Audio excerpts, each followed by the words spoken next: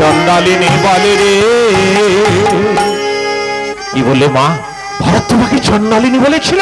ছি ছি ভরত, ভরত দাদা, তুমি মাকে চন্ডালিনী বলেছ? হ্যাঁ দাদা, কোন ধামসে বলে ফেলেছি দাদা। ছি, আমি তোমার প্রতি রুষ্ট হলাম।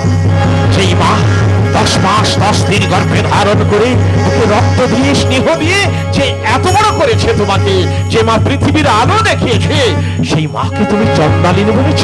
ছি ছি ভরত, আমি তোমার প্রতি রুষ্ট হলাম। দাদা দাদা, তোমার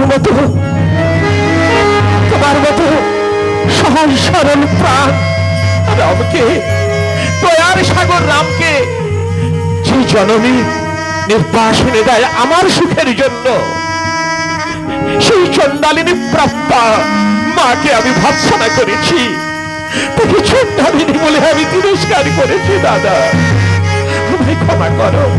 এমন সহজ সরল প্রাণা আমার মা তখন ছিলেন না। আমার সুখের জন্য তোমাকে নির্বাসনে যেতে হয়েছে। দাদা দাদা, আমায় ক্ষমা করো। আমার কাছে ক্ষমা নেই ভরত, মায়ের পায়ে ধরে ক্ষমা চাও। মা যদি আজ তোমায় ক্ষমা করেন, সারা বিশ্ব সংসার তোমাকে ক্ষমা করবে। আর মা যদি ক্ষমা না করেন, কেউ ক্ষমা করতে পারবে না। ছুটে গিয়ে ভরত মায়ের চরণে পড়িল, নয়ন জলে মায়ের চরণ ধৌত করে দিল। মা, মা গো, প্রণাম প্রণাম মা গো।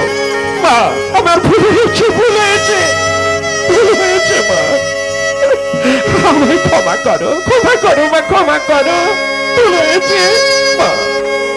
ওটু বাবা ভরত, বাবা, যে মা সন্তানের উপরে ব্যবহার যেটা করতে পারে না, আমি সেই ব্যবহার করেছিলাম রামের উপর।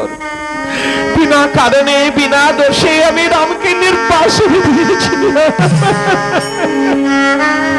সেই রাম বনবাস থেকে ফিরে এসে আমাকে মা বলে ডেকে আমার কোলে বসেছে।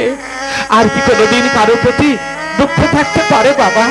আয় বাবা, আয়, আয় রাম, আয় ভরত, লক্ষণ, শত্রুঘ্ন, আমার বুকে আয় বাবা, আমার বুকে আয়।